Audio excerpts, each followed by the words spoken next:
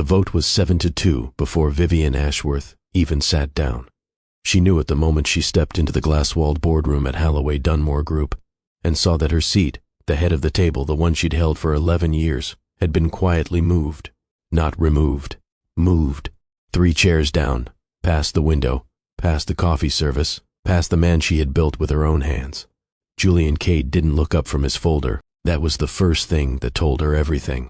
If this is your first time on this channel, welcome. And if you're back again, welcome back. Stories like this one are exactly why this channel exists. So if that's your kind of story, subscribe now, because you're going to want to see where this one lands. Here's a question before we go any further. Have you ever trained someone so well they learned exactly how to beat you? Not a stranger, not a rival, someone you built, someone you believed in before anyone else did. That's what happened to Vivienne. She spent 9 years teaching a man everything she knew about power, patience, and survival, in a room that doesn't forgive weakness. And in the end, he used every one of those lessons to take her career apart. By the time this story ends, you'll understand something uncomfortable. The smartest thing she ever taught him is the exact thing that ended her. So let's go back to where it started. Before the folder. Before the vote. Before either of them understood what mentorship could cost. 9 years before that boardroom vote, Julian Kade sat across from Vivienne in a first-round interview, mispronouncing a word he clearly hadn't practiced saying out loud. Every other candidate that week had come polished, rehearsed, hungry to impress her. Julian asked her something none of them had. What happens to the people this deal leaves behind? She hired him that afternoon. Vivienne wasn't the loudest person in any room she entered, and that was exactly the point. She'd built her entire career on an idea most executives never bother to learn. The boardroom isn't won by whoever speaks the most. It's won by whoever understands what everyone else is afraid to lose. She taught Julian that lesson 1,000 small ways over the next 3 years. How to read a room before opening your mouth in it. How to let a rival talk themselves into a bad position. How to hold silence long enough that someone else fills it with a concession they didn't mean to make. The person who speaks first in a negotiation has already given something up, she told him one night, the office empty around them, the city still moving outside the window. Say less than you think you should. Let them wonder what you know. He absorbed every word of it like it was oxygen.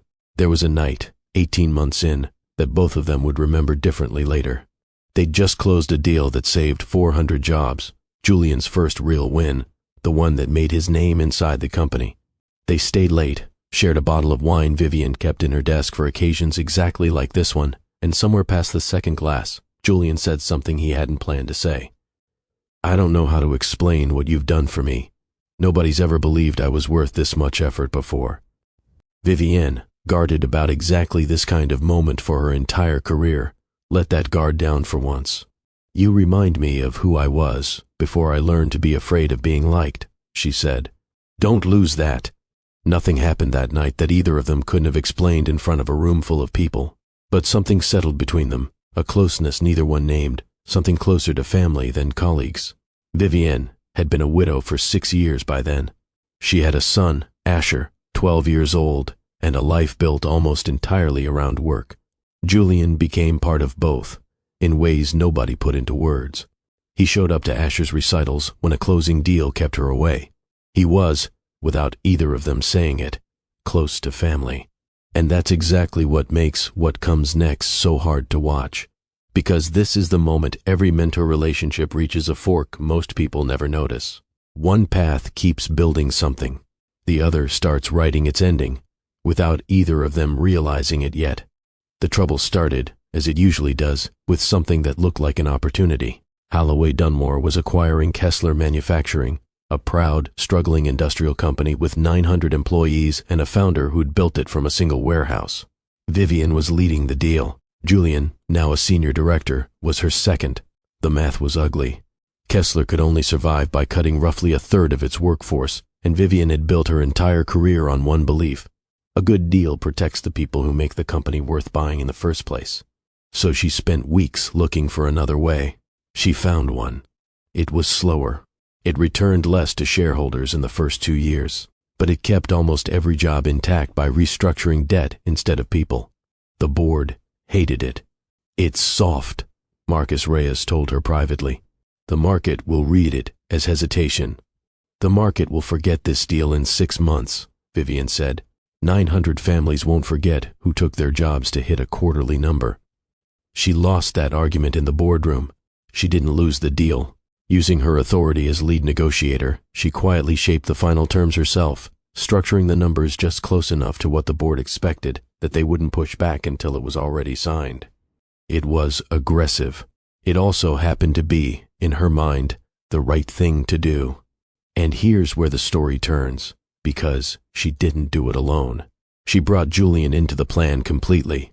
Every number, every gray area decision, every part of her job that lived in the space between allowed and forgiven. By this point, she trusted him with all of it. This is the kind of thing that ends careers if it goes wrong, she told him, showing him exactly how she was building it. I need you to understand what you're being trusted with. I understand, Julian said. At the time, she believed he meant it as loyalty. Think about that for a second, because this is the real question underneath this entire story. How do you decide who gets to hold the parts of your career that could destroy you?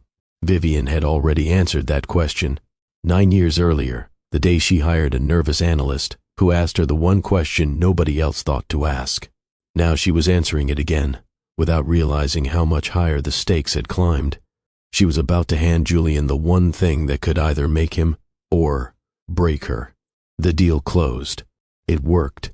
Profits recovered slower than the board wanted, but 2 years later, Kessler was stable, its workforce almost entirely intact, and the deal Vivienne refused to gut quietly became one of the reasons investors trusted Halliway Dunmore's word. None of that would matter once someone needed a scapegoat. A hostile shareholder group began pushing to break up Halliway Dunmore's industrial division and sell it off in pieces. It was a fight for survival, and fights like that always demand a villain, proof that leadership had been careless with shareholder money. The Kessler deal, with its softened numbers and quietly restructured terms, was the easiest villain available. Julian was the one who found the folder, not because he went looking for a weapon at first, but because he now oversaw industrial holdings, and Marcus Reyes came to him directly, framing it as routine due diligence.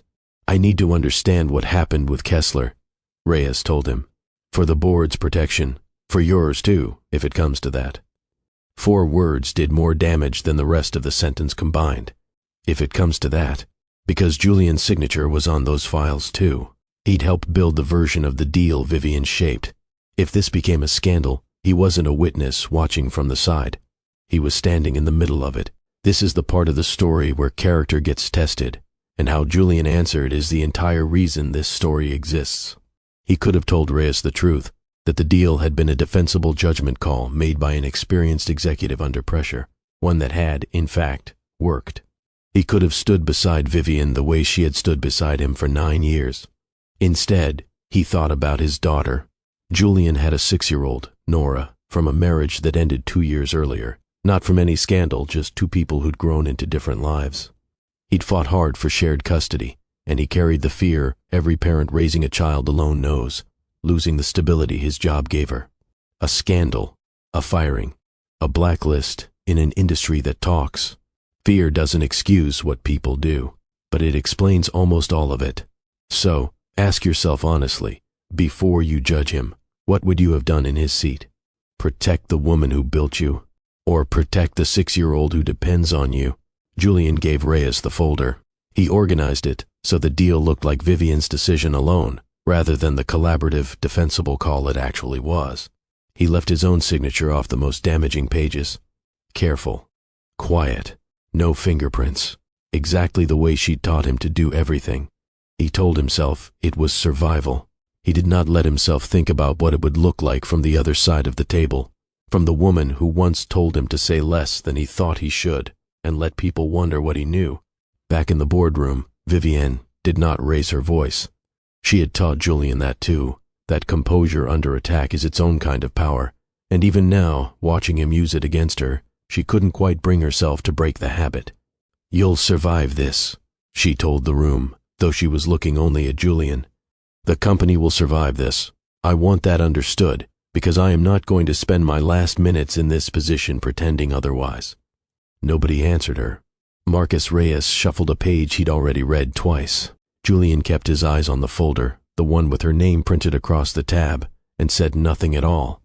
The board voted to remove her from Kessler oversight. Within the month, they removed her from the company entirely. A severance dressed up in the language of retirement, with enough money attached that nobody outside the building would ever call it what it actually was. Vivienne signed the paperwork without arguing. There was nothing left to argue. The room had already made its decision before she walked through the door, and every skill she'd spent a career building couldn't undo a vote that had been decided in private, days before she ever sat down. Julian was promoted to her old division 6 weeks later. He did not celebrate. Co-workers noticed it first. He stopped showing up to the dinners that used to mark a win like this one.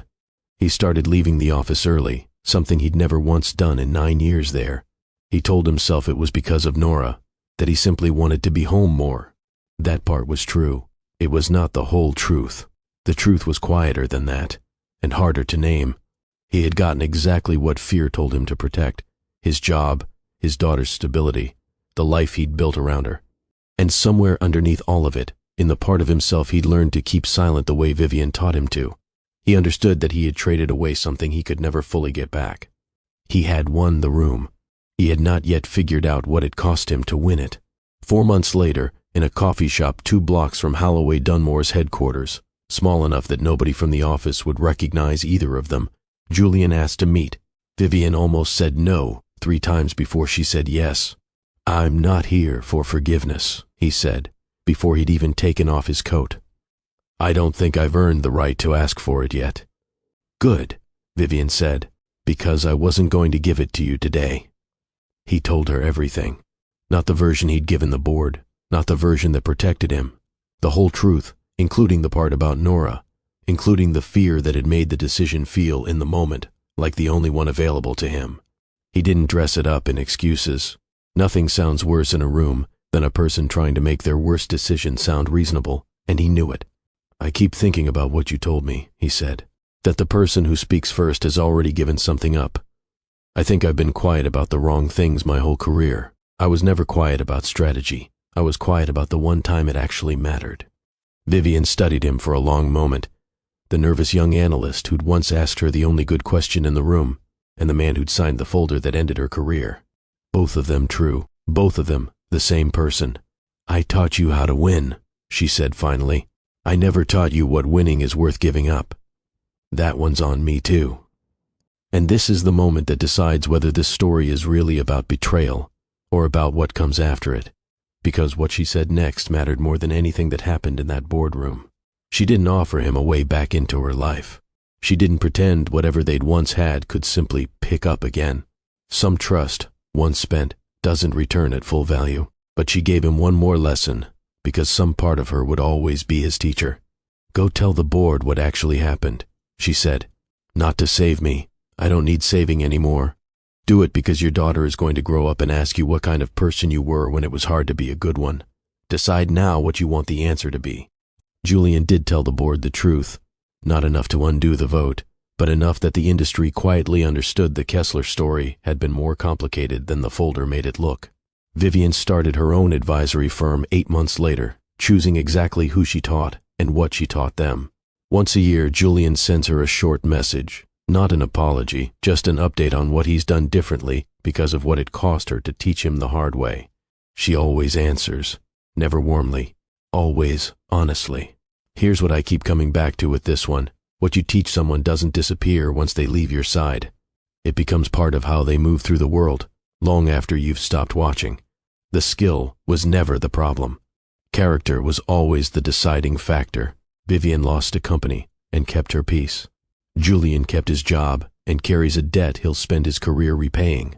If this one made you think, there's another story waiting for you next. Subscribe so you don't miss it.